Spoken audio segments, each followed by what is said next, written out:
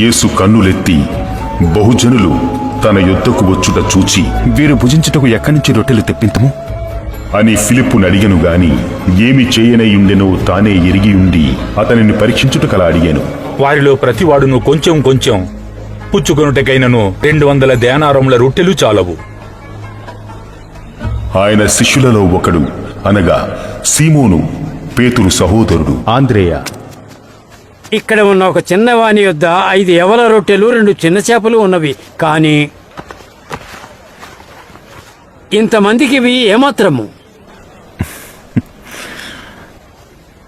జనులను కూర్చుండబెట్టుడి. ఆ చోట చాలా పచ్చికయుండెను గనుక లెక్కకు ఇంచుమించు 5,000 మంది పురుషులు కూర్చుండురి. యేసు ఆ రొట్టెలు పట్టుకుని కృతజ్ఞతాస్తుతులు చెల్లించి